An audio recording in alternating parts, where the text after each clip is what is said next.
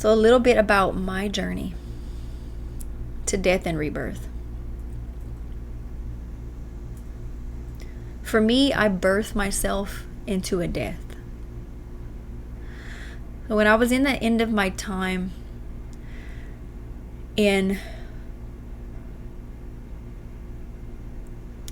I was at the end of my time in a program that I was studying in December of 2024. It was a coaching program I was in.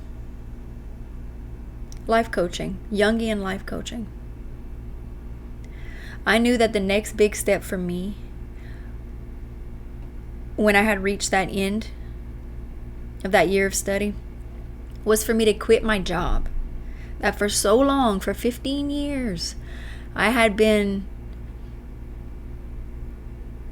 thinking in the direction of extricating myself, because I knew that it wasn't my purpose work. That job helped me to do many things, but I knew that it wasn't my purpose. So in December of 2024, I knew that it was time to extricate myself from that job. And I had been actively learning new skills that would help me to extricate myself, to transition into a career of coaching and helping other people. So at that time, my mind was filled with so much that I had learned over the previous year. I felt so full, like I couldn't take much else in. I was so full. And I knew, though, intuitively, instinctually, that I had to let something big go before I could take anything else into me. I knew that was my job. So I really felt pregnant. I felt pregnant with all the information that I had been taking in and all the years of having the life experiences that I had had. So intuitively, I knew that what was left for me to do to help me to quit my job was to give myself space to move into severing from my job. And that came with me pausing on being super active and learning new information and continuously building my business and doing, doing all the things physically in this external world, seemingly doing all the things.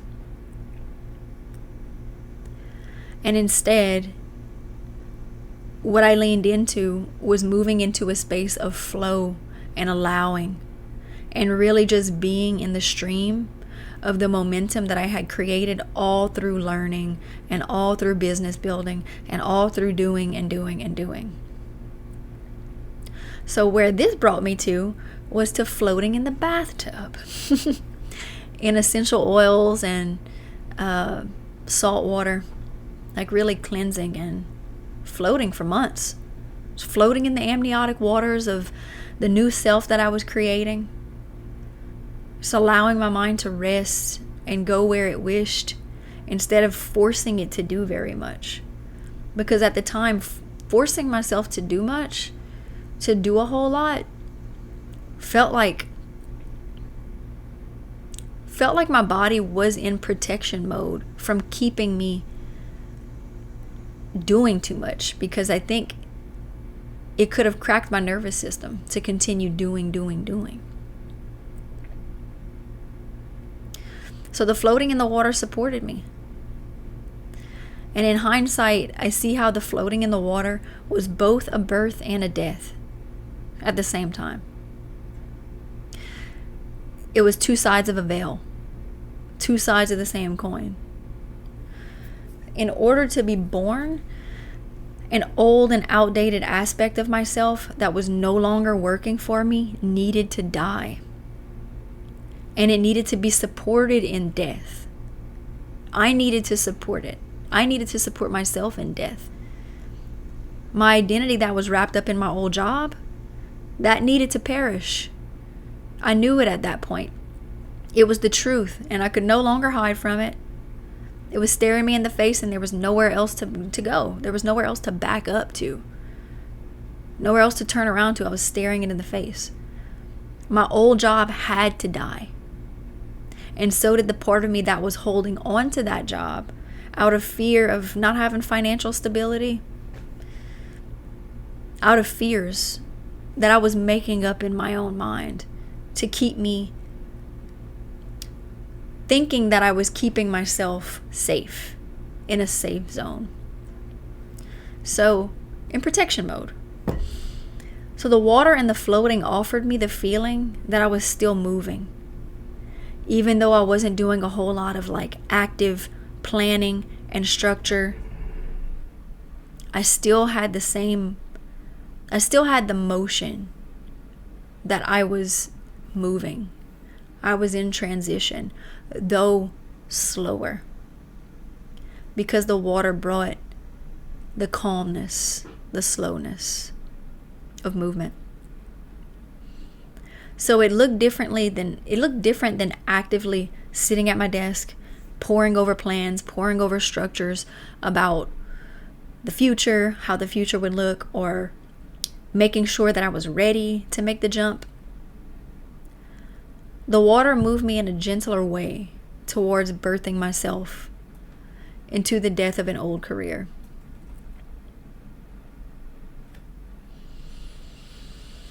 So time slowed down a bit. And that's what I needed at the time. For things to slow down and really tap into to quiet. So I could hear what my heart was telling me. So this in-between space, the gray area between who you were and who you're becoming, that is a space that exists. It's an in-between space. And it can be a confusing time. I mean, sometimes we could not even know that we're in that space. I mean, it's really only in hindsight, on the back end of all that floating in the tub, that I was able to see the wisdom that my intuition was bringing me to even do that in the first place, to support me. I created that space physically, floating in the water for months, for the disillusion of my old self to process gently and naturally. To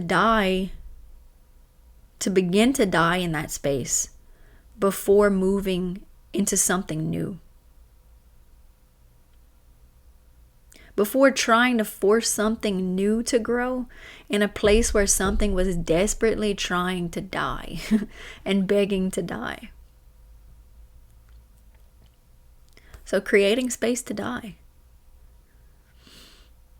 And from the death of the old aspects of me, something new is now able to grow from the nutrients of that decay. But first, I needed to create that space. I needed to die in that in-between space, or begin to die in that in-between space. And I was responsible for creating that for myself. And I really,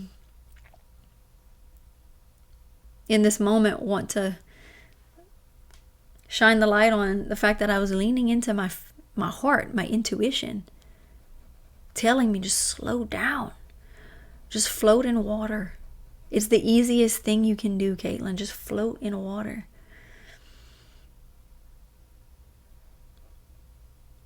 So let's shine a light on being in that in-between space. Do you know if you're in that in-between space?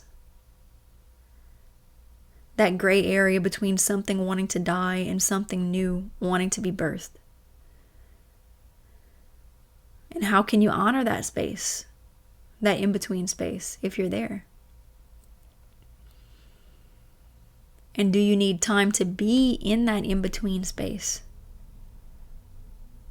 To die in that in-between space before something new can be fully born? And what are the rituals that you can create in your life to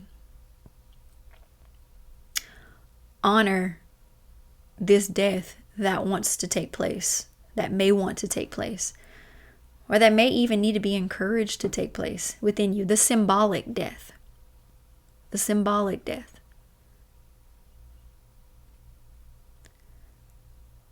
So just anchoring those questions in. Where in your life is the symbolic death asking to happen? Where is it ready to happen so that transformation into your whole self can start to take root? And are you resisting the symbolic death? Does it feel uncomfortable to even think about leaving a part of yourself behind in a way?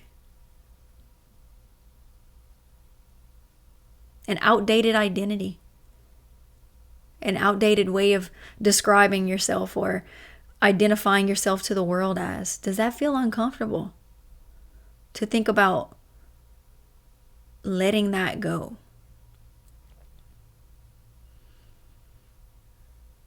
And where in your life can you lean into that symbolic death that needs to happen for your transformation? Remember, birth, life, death, these cycles are always happening.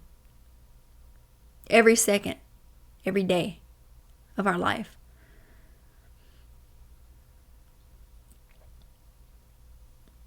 And do you choose to interact with those cycles?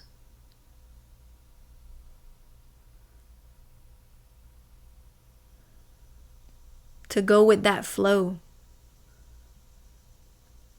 for your growth, for your evolution.